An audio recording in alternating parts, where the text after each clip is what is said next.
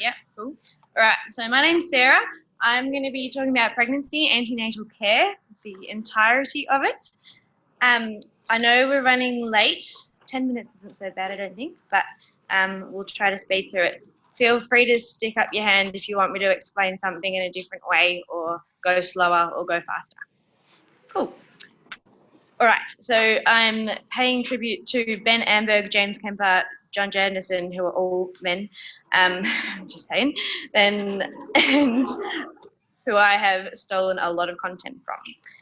All right, so we will be covering the antenatal care timeline, physiological changes during pregnancy, early pregnancy problems, prenatal screening, infections during pregnancy, gestational disorders, mainly gestational diabetes and preeclampsia, imaging in pregnancy.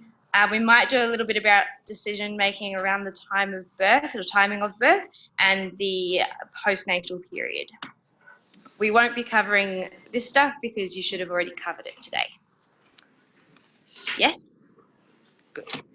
All right, so we're basic history in terms of antenatal care. Anytime you see a pregnant woman or someone who could be pregnant, this is the basic stuff that you should ask about. So you want to get all of the details about their previous pregnancies, so their gravida and para status. So G is the number of pregnancies that they've had, including miscarriages and any terminations, and stillbirths as well, but that counts as a para. The difference being 20 before 20 weeks or after 20 weeks, and the so para status, how many kids they've got. You should have been through this already, I hope. Then you want also all of the details about any complications of all of their pregnancies, the outcomes of all of the pregnancies as well, and where they took place, how many weeks they were when they happened, all of that stuff. So just get all of the details. Then you want to take a history of this pregnancy, so the gestational age based on either the, we'll go through the dating of the pregnancy based on last menstrual period or the most accurate dating, which is the dating scan. You want to kind of introduce it as, is this a good thing or a bad thing? You don't really know when someone presents to you like, I've just found that I've peed on a stick and I'm pregnant. Is this a good thing or a bad thing? We don't know. So planned or surprised, how conception came about, I guess. So whether it was spontaneous or whether it was, use ovarian stimulation medications or whether it was IVF. Any preparation, so usually if it's a planned pregnancy, they will have been taking vitamins for at least 3 months. They will have done all of the necessary blood tests. They will be aware of any complications that they have. If it's a really surprise pregnancy, they might not have any idea of anything.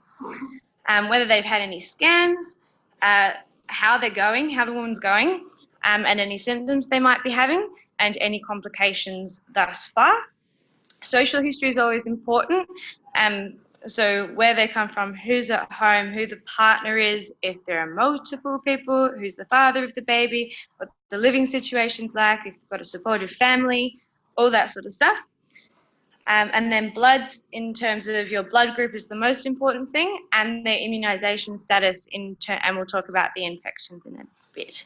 The 6 Ps I've put up there, and I'll update the slides post the lecture. I could only think of 5 when I was so I couldn't find them in my notes. But you want to ask about their periods, so normal periods, what their periods are usually like, whether their last menstrual period is actually an accurate form of dating.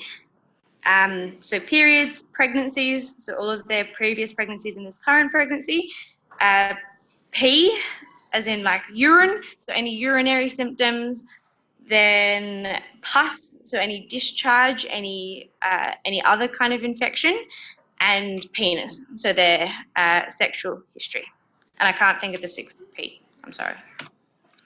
So, did anyone else have it? Pap smear, yes, perfect. Yep, that works very well, good. All right, timeline. I find it really helpful to put this all into like a diagrammatic timeline. So you can have like one straight line of 0 to 42, or I like to split it into trimesters. So you have like 3 little timelines. So you go from conception right to the birth, and then 6 weeks past the birth, which is postpartum or the puerperium. This is what we'll be covering. So the preconception, these are the key things that you want to have, but that you want to address in any OSCE, okay? And then you have your booking, which is like your conception confirmation. How do you know you're pregnant? And how pregnant are you? From then, you want 6 weekly visits, and all of your antenatal milestones need to be addressed. Then from 28 weeks, you have fortnightly visits. Also, your antenatal milestones need to be addressed. And then from 36 weeks until birth, you want weekly visits. And then you usually do a 6-week checkup postpartum. More if there are any complications, and obviously the woman comes to you with something. So your preconception counselling, this is your ideal situation. So you want to be really encouraging of the woman if she comes in saying, I want to get pregnant, what do I need to do? So you should be saying, so in an OSCE, like, well done for coming in early, this is great, this has, we can look at the best outcomes for both you and the baby. So you want to get your patient's details, obviously, so confirm your details. Age is really important. We'll talk a little bit about advanced maternal age. And then the occupation can influence the pregnancy, I guess. Then you take past medical history, and if they've got any pre-existing medical conditions, you want to make sure that they're under control and optimize them before getting pregnant, ideally. Then preventative health, so your cervical screening, any breast problems, or make sure that the woman, I guess, knows her breast and looks out for any changes during pregnancy. And then you optimize your diet and exercise, which I've put on here twice. Then the obstetric history, so any previous pregnancies, all that stuff. Your family history of genetic conditions, preeclampsia, diabetes, any twins, mental health conditions, any drugs. Then you go through your vaccinations and serology. So this is the same for your preconception and your booking, or the conception confirmation. You want to make sure that they've got their Boostrix vaccine, which is the DPT, so diphtheria, pertussis, and tetanus. Pertussis is the main one that we're worried about. Your varicella, zoster virus, your influenza shot, MMR, mostly for the rubella, syphilis, Hep B and C, and HIV status. We'll talk about all these a bit later as well. Bloods, you want to do an FBE just for anemia. Folate is obviously very important. We'll talk about that a bit more as well. You want to cease smoking. There is no safe level of alcohol, and obviously illicit substances should be ceased, and then optimized diet and exercise.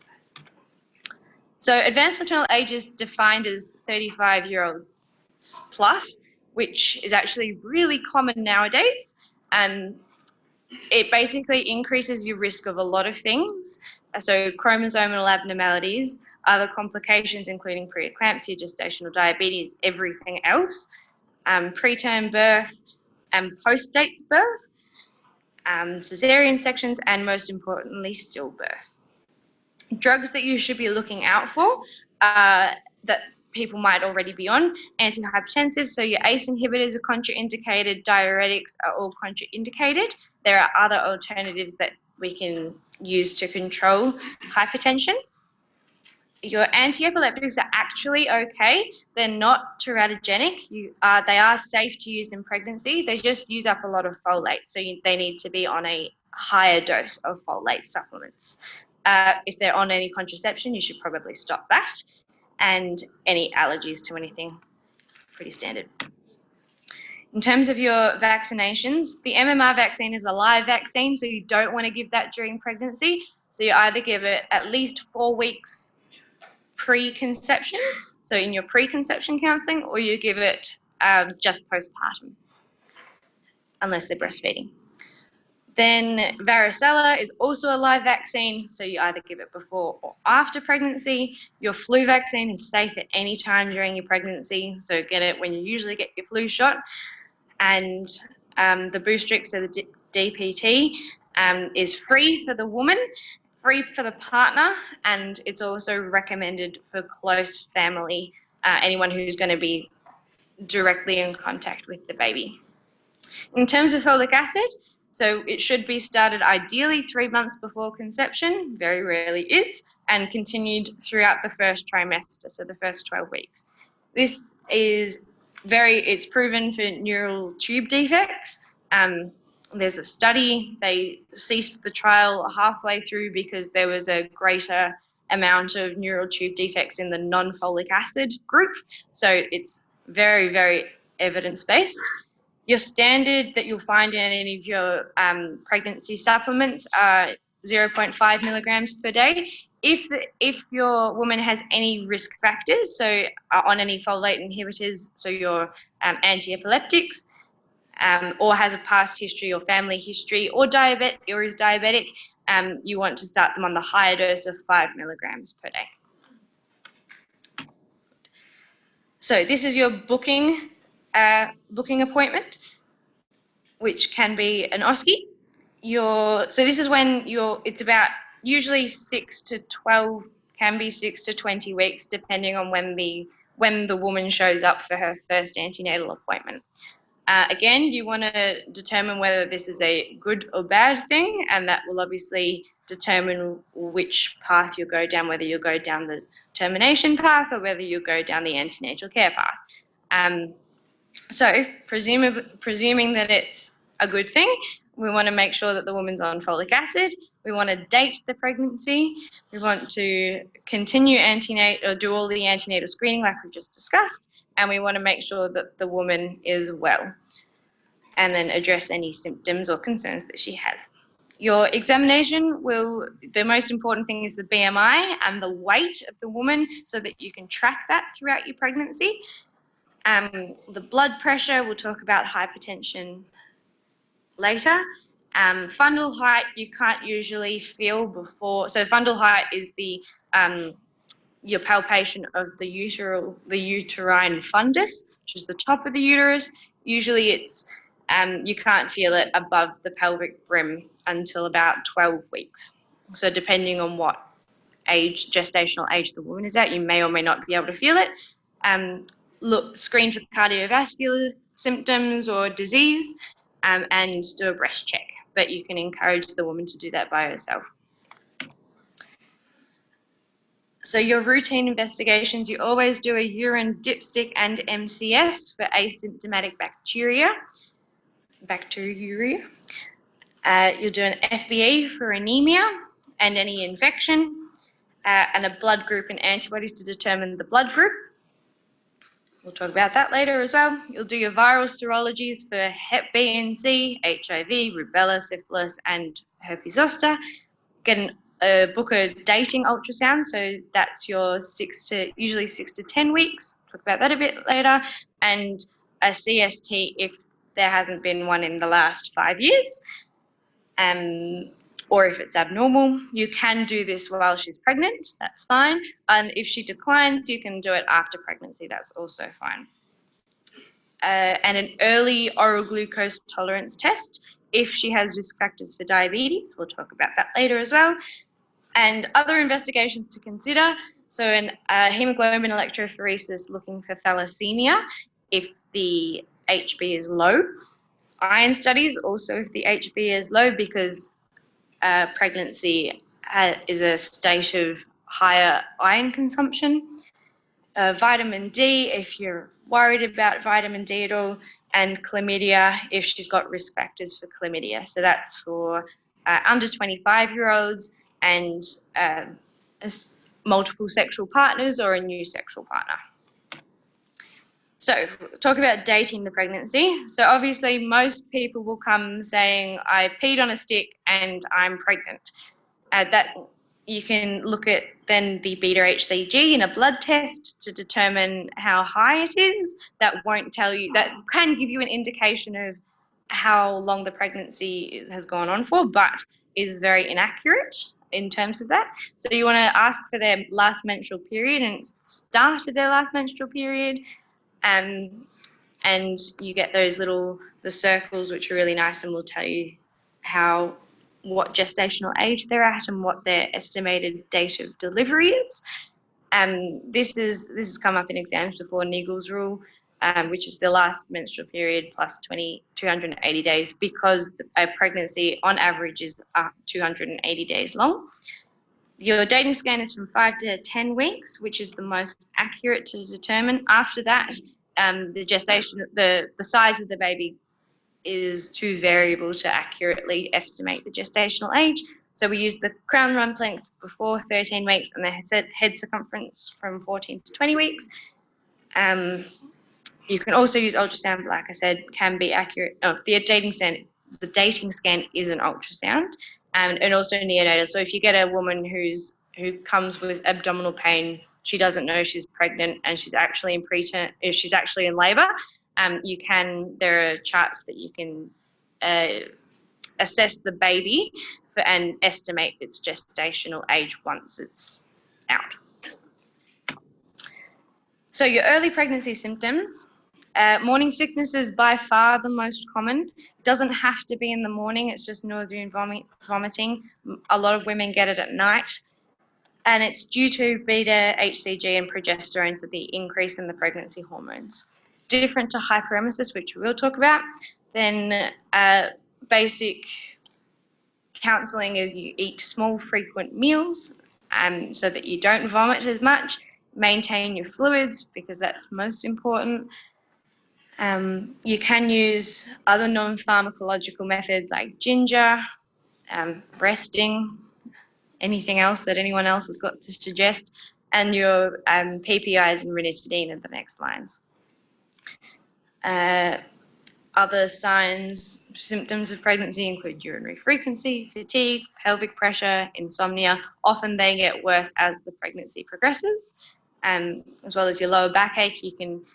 Basically, it's about educating the woman. It's probably not going to be comfortable. Pregnancy isn't as nice as a lot of people make it out to be. Physio can help. Hemorrhoids and constipation are big problems, so you just want to prevent hemorrhoids with laxatives. Your dental hygiene, so in pregnancy they're prone to gingivitis and also bleeding gums, and carpal tunnel syndrome is transient. And due to edema, which is normal, you can put a brace on it. It's not usually an indication for surgery at this stage. Other concerns, weight. Normal weight gain for a normal BMI woman is 10 to 14 kilograms. This is fine.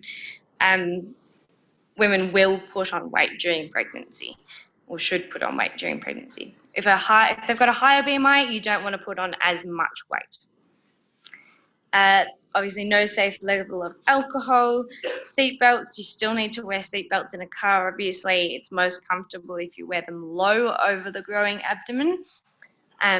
Flying, you can fly international flights with like a certificate from your GP until about 32 weeks. After that, you need the certificate, and domestically until 36 weeks. However, if a woman comes to you and says, can I fly overseas, and she's 16 weeks pregnant, 18 weeks pregnant, you can say, yeah, absolutely, that's no problem. But you just have to take into account that if she's got a previous history of preterm births or anything like that, there is obviously a risk of preterm births or the same complication happening again. And if she's stuck overseas without insurance, potentially it could be very expensive to have a preterm baby overseas. Exercise is good. Women can work up until the day of birth. Often women stop at about 34, 36 weeks, but it's completely up to the woman. Sex is completely fine. It's not contraindicated. There are obviously varying levels of sexual desire, so women and their partners may not want to have sex. Also should be cautious if they've got pre-PPROM or a placenta previa. And in terms of nutrition, increased fiber because of the constipation, folic acid we've spoken ad nauseum about, the milk and dairy. You should eat milk and dairy, but unpasteurized dairy products and soft cheese carry the risk of listeria, and your multivitamins, which aren't necessary but may help a woman feel better about herself. This is a list of normal changes during pregnancy, which can have adverse effects. You can read over that. It's not high yield. Antenatal screening. This is high yield. So you've got 4 different types of screening. You've got your combined first trimester screening. It screens for trisomy 21, so Downs, Edwards, and Fetal syndromes. This should be undertaken between 11 weeks and the end of 13 weeks. It's combined first trimester screening because it happens in the first trimester and combines your maternal age, a couple of things in the blood test, and an ultrasound, which is the nuchal translucency, the beta HCG, and PAP-A. It gives you importantly, and when you're counselling a woman, it gives you a risk of any of these syndromes during this pregnancy. It's not a diagnosis. So we consider high risk to be 1 in 300. The problem with this is that it unnecessarily can scare women. So if it'll come back, the piece of paper will come back and they'll be like, I've got a 1 in 250 chance of having Down syndrome. But that's also, like, if you put that into perspective, it's one woman or one of these babies with these results in 250 babies will have Down syndrome. So the positive predictive value is not great. Yeah, so it's to be used with caution. The other thing is, some women may not want to do the screening, which is fine. Things to take into consideration are if it'll influence the outcome of the pregnancy. So if a woman has a high risk and she's likely to terminate, she'll probably want to do the screening and she'll probably want to do some diagnostic testing as well. If it's not going to influence the outcome of the pregnancy, there's no obligation to do the screening. However, if you've got a 45-year-old pregnant lady with all of these risk factors for Down syndrome, it can be useful for the hospital to know whether the baby has Down syndrome. For instance, because the outcomes will be different. So you want to have, because of the risks of cardiac abnormalities and all of those sorts of things, it's likely that the baby will need extra help post-birth. So it's helpful for the hospital to know so that we can get a special care nursery bed ready, peds can be present, we know that resuscitation will be likely, that kind of thing. So that's just to take into consideration. If we miss the boat for the first trimester screening, there's the second trimester screening, so 15 to 20 weeks, also takes into consideration maternal age, and then looks at a few different things in the blood test, the same one being the beta HCG level. Then you've got your non-invasive prenatal testing, which is a blood test.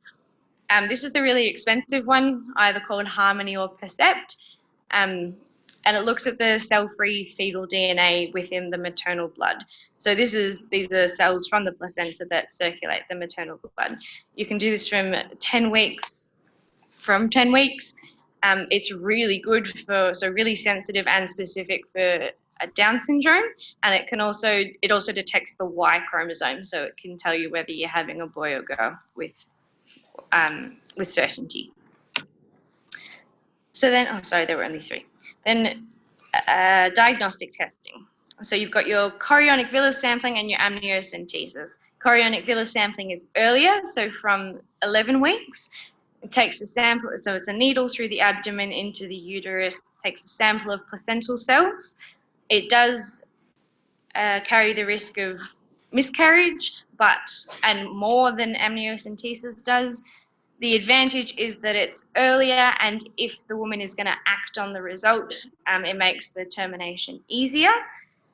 Amniocentesis, by contrast, is at 15 weeks plus. It takes a sample of the fluid, has a lower risk of miscarriage, and you can do that later in the pregnancy as well. So like I was saying before, if you have a high suspicion of Downs, but it won't actually affect the outcome of the pregnancy, you could do this later.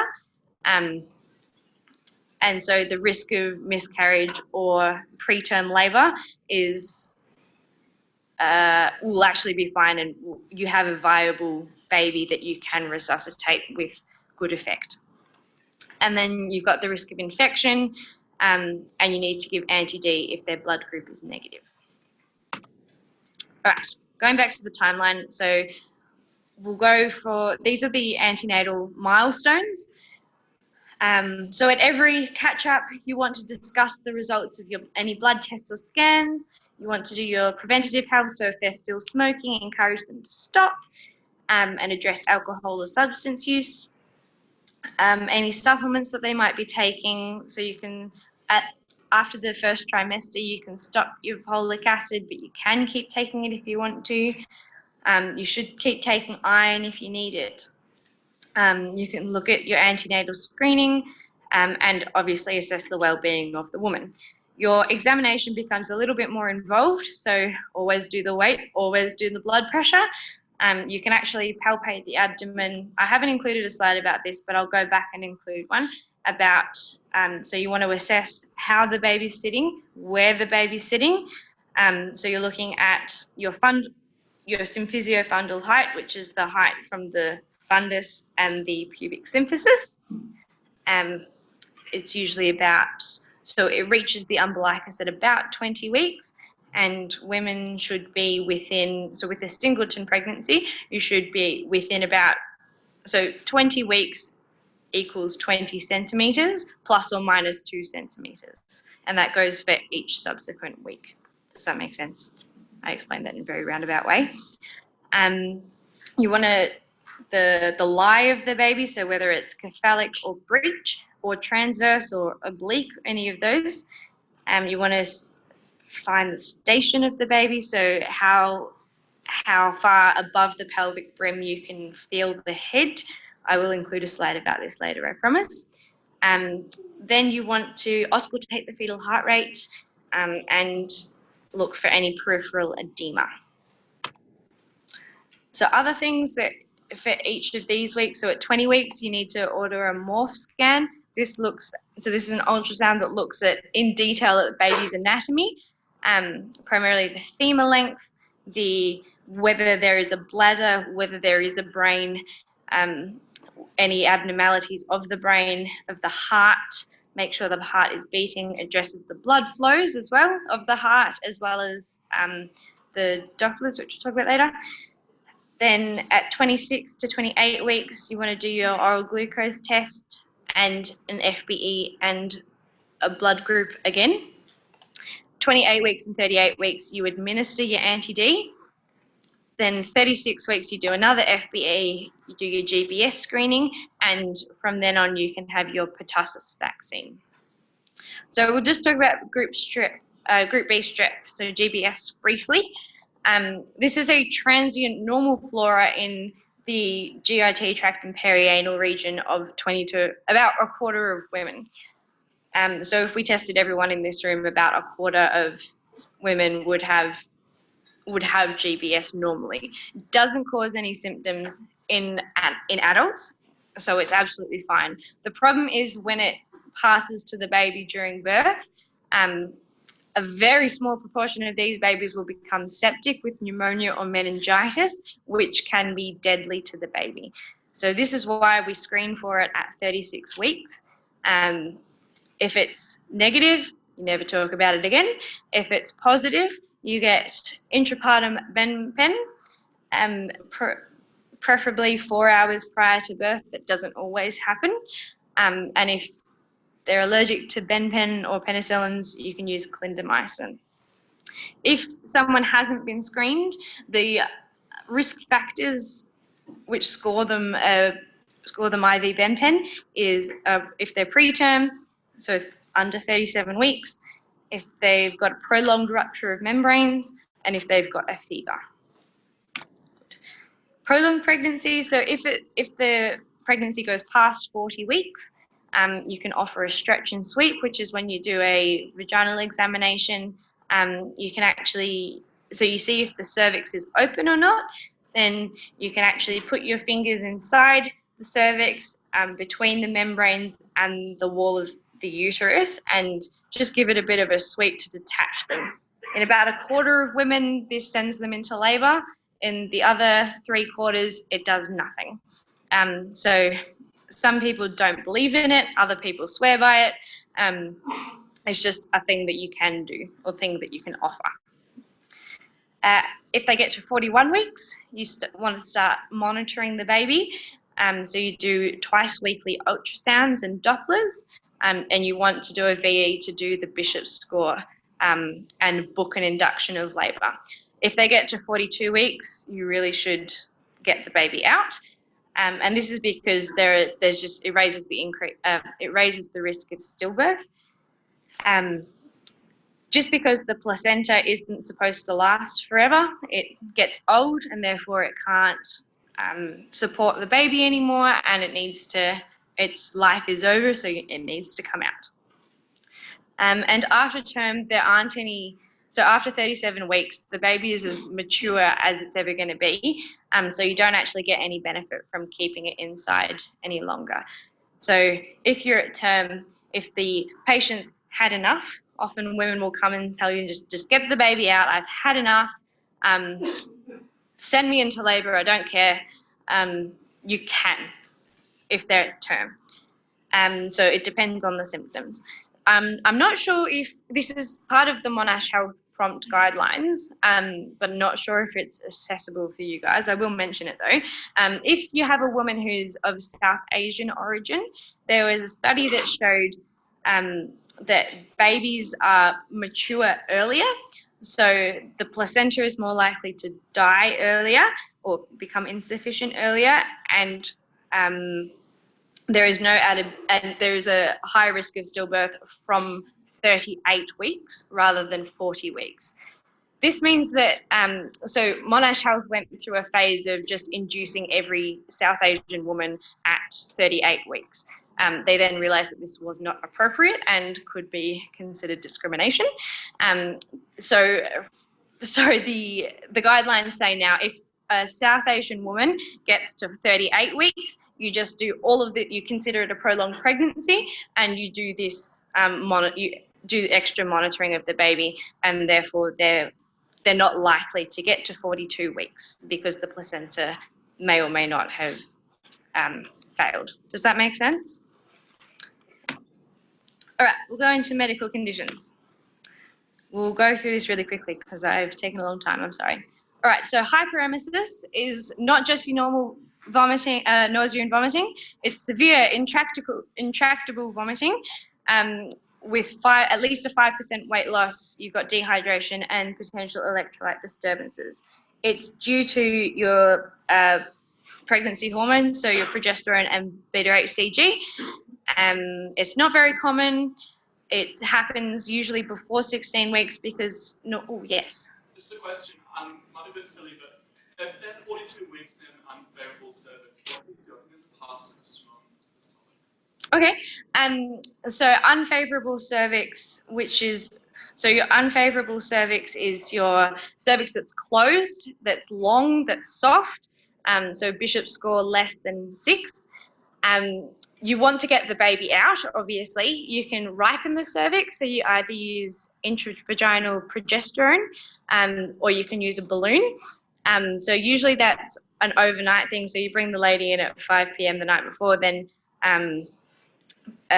induce them the next day. So you pop the balloon in, you pop the progesterone in, hopefully the cervix is ripe then, and you can artificially rupture the membranes or start the syntocinon to get the contractions going. You can do either of those, but you want to do one, like the woman doesn't really get a choice in that stage. If she'd prefer a Caesar, you can offer her a Caesar and that's fine. That makes sense? Yeah. All right. So other symptoms, so basically your dehydration symptoms of hyperemesis. So risk factors are all there. Basically, you want to make sure, you want to rehydrate the woman, you admit her, take some blood. Your beta HCG doesn't really tell you much other than it's probably high. And you do a pelvic ultrasound looking for these things. So twin pregnancy often gives you more nausea and vomiting, and gestational trophoblastic disease are the main things that you want to consider. Then management usually goes away after a while, but if she's very sick, you want to look after her and give her IV fluid therapy. Your antiemetics that are commonly used are metoclopramide and ondansetron, they're the main ones. This is just a bit about beta HCG. I'm sorry, that didn't turn out very well. Yeah. So this is not very high yield. Basically, it's a cancer. Gestational trophoblastic disease is a cancer of pregnancy. So it sounds silly, but it's a non-viable embryo. So some women will say, oh, I've got this disease, but it can be cured, right? I'm fine. No, I'm sorry, this isn't going to turn out into a baby. So it can be benign or malignant. It's associated with young age and old age. The buzzword is the snowstorm on ultrasound, and you want to make sure that it's removed, all removed, so you get ONC involved and you do serial beta HCGs until they are 0. Thromboembolism, it's basically revision from 3rd year.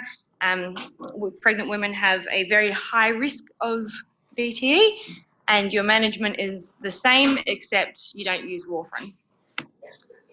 Cholestasis of pregnancy, also very low yield. Women get itch. Yes. Sorry.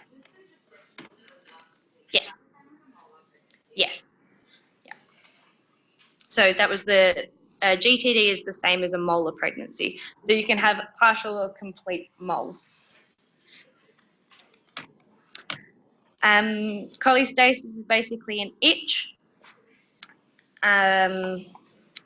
You do LFTs, fasting bile salts.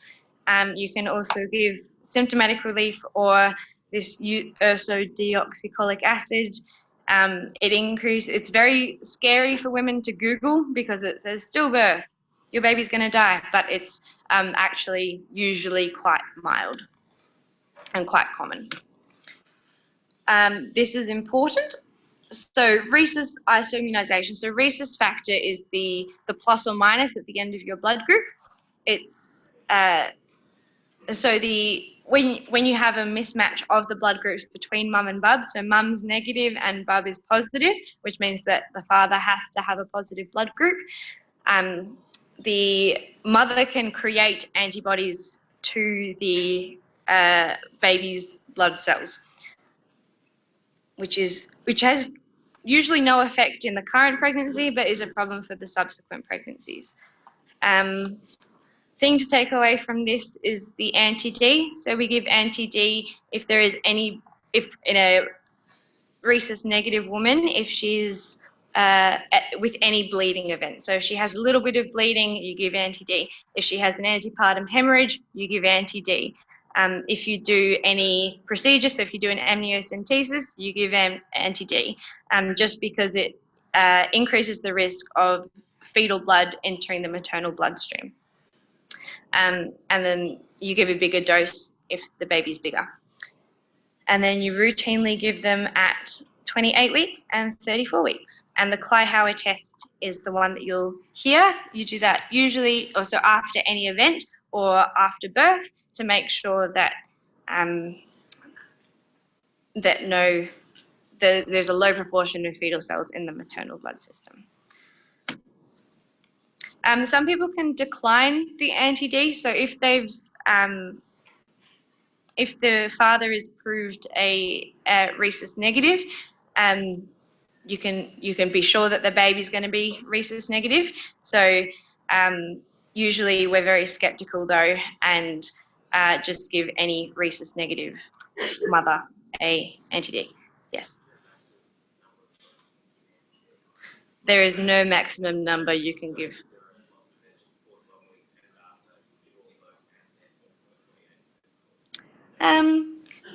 That's a really good question. There will be a prompt guideline on that.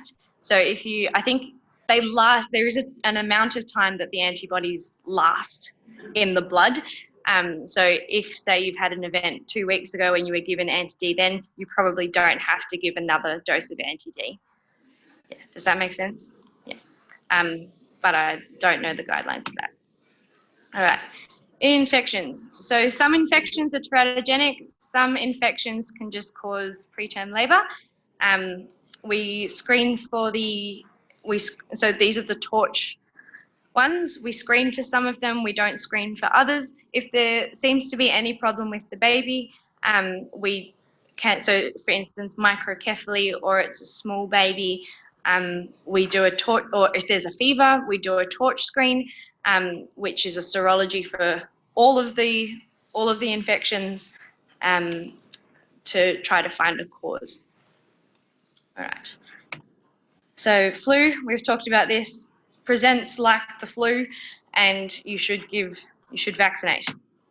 UTI is very common. We briefly spoke about asymptomatic bacteria.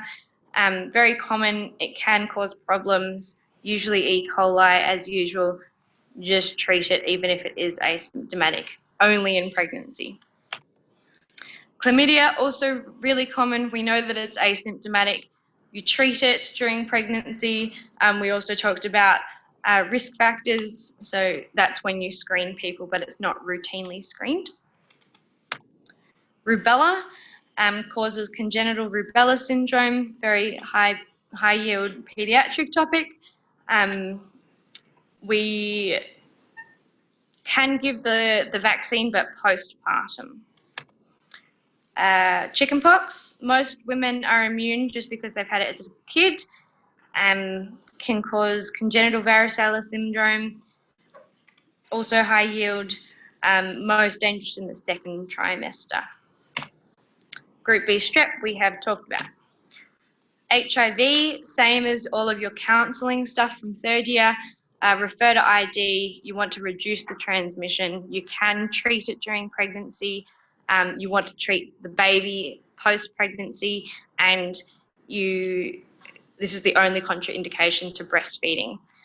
However, if you're in a third world country, for instance, dealing with a population with a lot of HIV, you have to weigh up the risk benefits of breastfeeding versus not breastfeeding. So if there's not good water supply, if they don't have access to a lot of food, your breast milk with HIV is probably better to actually feed the baby than not giving them any food at all.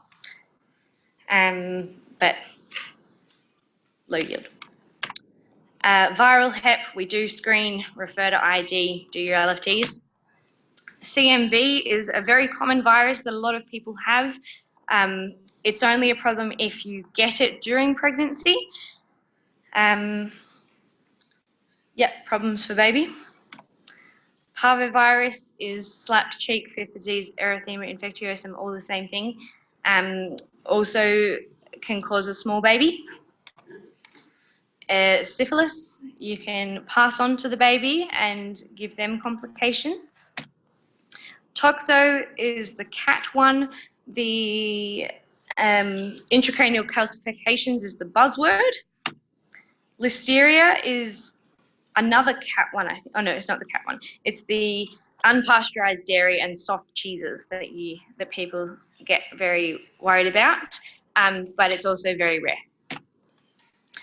HSV is not routinely screened. If you've got genital herpes, if they're active, you don't want to give birth vaginally because it can cause infection in the neonate, but you can treat with acyclovir.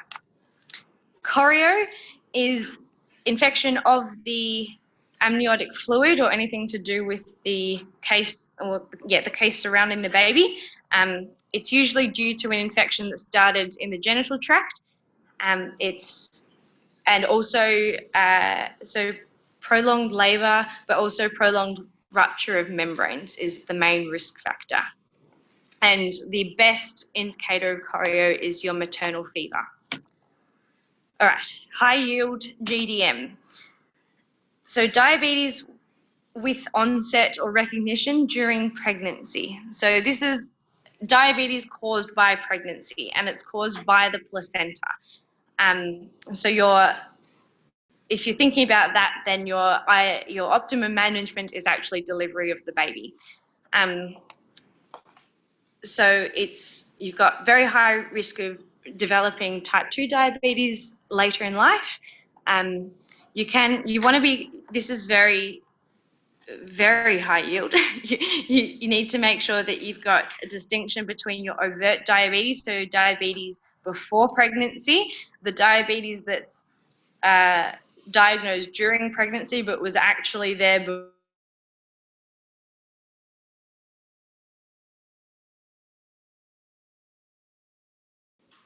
Pregnancy is a state of insulin resistance, therefore GDM is quite common, and these are lots of risk factors.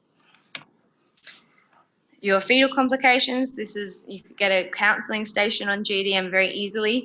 The main ones that most people remember are macrosomia, so big baby, and which can cause shoulder dystocia, so failure of the shoulders to get past the pelvic brim during labour.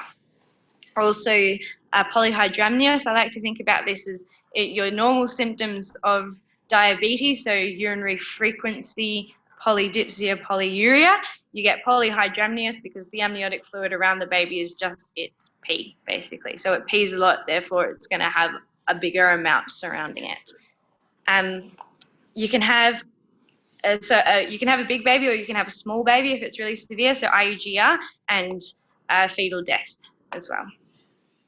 And these are some maternal complications, mainly to do with the difficulty of birth and the baby actually fitting through the birth canal. If you remember nothing, remember this, please. So you need to know these numbers. This is the oral glucose tolerance test. It can be booked at any pathology place you want to do it. So you have to be fasting. You take the fasting glucose, the 1 hour glucose level, and the 2 hour glucose level. And if any of these, so it doesn't have to be all of these abnormal, if any of them are higher than those numbers, that is diagnostic of gestational diabetes. And women will often know it as the disgusting drink that I had to do with lots of blood tests. And if they've got any risk factors, you do one at booking. So you generally do it 26 to 28 weeks, but if they've got any risk factors, you do an early one. If that's negative, you do the 26 and 28 weeks, or 26 weeks one anyway. So women with risk factors do it twice. Sorry. In terms of management, you want to be obstetrician-led. You want to get the multidisciplinary team involved, so you can have an endocrinologist, a diabetes educator, dietitian, and midwives who specialise in diabetes. Frequent self-monitoring, so that's just your prick. Then diet and exercise, these are the targets, also numbers to remember. If you're optimistic, or if a woman is very opposed to insulin, you can say, all right, we'll give it a go. We'll do a diet control. So this is upon diagnosis. You can try controlling your diet and doing exercise for a week max. Then if your numbers are good, we can continue with the diet control. If they're not good, we'll pop you on insulin. Insulin is first line. You can add metformin if you want. But insulin is the most effective. And generally during pregnancy, as the pregnancy progresses, your insulin requirements will increase. And then you want to get them back in to check their blood sugars, which really need to be tightly controlled. Otherwise, you are going to have all of those fetal complications. Not all of them, but you know what I mean. In terms of other monitoring, if it is diet controlled, and that's great, you can do normal pregnancy care. If they're on insulin, you want to do some biometry. So these are ultrasounds at 28, 32, and 36 weeks to do a growth scan and Dopplers. again, ultrasound, and if any of that is abnormal, you want to do a CTG and probably get the baby out. Good. Thank you. Okay. Birth, consider earlier birth, so at term, get the baby out because they're going to be smaller, the smallest they're ever going to be then. Hypertension, also very high yield. Difference between chronic hypertension, so pre-existing hypertension, gestational hypertension has to occur after 20 weeks. So if it's before 20 weeks, it's usually chronic. Then preeclampsia is the gestational hypertension plus end organ dysfunction. So you only need one of any of those complications. Then eclampsia is when you get the convulsions. Preeclampsia is you'll often say PET, so that just stands for preeclamptic toxemia, but no one calls it that. Quite common. Headaches, visual disturbance, and epigastric or right upper quadrant pain. They're the three things that you should screen for after 20 weeks at any time, especially with high blood pressure. Good. Lots of risk factors. If they do have any risk factors, you want to start them on aspirin, which needs to be started prior to 16 weeks and taken at night. Don't know why, but it's more effective at night than it is in the morning. And this prevents preterm preeclampsia, but doesn't change the risk for term preeclampsia. So primarily it's the blood pressure, most common. Other finding is the proteinuria, so you're just on dipstick. But then you do blood tests as well. If you find proteinuria or you're suspicious, you do all of the bloods. You want to do a CTG, make sure the bub's fine, and you do ultrasound. You do more frequent ultrasounds. Antihypertensive, the most common one is labetalol, but you can use any of the other ones. For your first presentation, you want to make sure that it's stable. You get her stable, get her on some antihypertensives. Your aim is to get determined if it's really severe. You want to just deliver the baby because that's the only conclusive management, the same as GDM. For eclampsia, doctors A, B, C, D, you can't go wrong. And then mag sulfate is the one to remember. In terms of fetal monitoring, you can do growth indicated by fundal height. You can do your CTG for well-being, an ultrasound for basically everything, and a biophysical profile is kind of all of these together. So your CTG things that you need to know what's normal. That's a normal CTG. You can look at later. Ultrasound, you can do from 4 weeks. 6 weeks, the heartbeat's visible. You want to look at where the placenta is for any placenta previa. You can look at the fluid around the baby. You can measure the cervical length. And looking at Dopplers, measure the umbilical artery, so to the baby. And you usually measure that from the baby side, if that makes sense. Middle cerebral artery of the baby, which is in the brain, ductus venosus of the baby, and uterine arteries of mum. Your growth scan, you don't want to do too many growth scans. If you are going to do growth scans, they have to be at least 2 weeks apart because then you get an average interval growth. Because if you measured them one day and the next day, you might even get a decrease in growth and then freak everybody out. But it's just normal variation. Biophysical profile is this. So you look at the breathing movements, the fetal movements, your fetal tone, which is usually measured by clenching of the hands. If they've got their hands clenched all the time, it's increased tone. If they're opening and closing, it's pretty normal. Fetal reactivity, so if you touch it, it'll react. So if you poke it, it'll react. And your amniotic fluid volume. Decreased fetal movement should be taken very seriously. Do a CTG, basically make sure that baby's okay.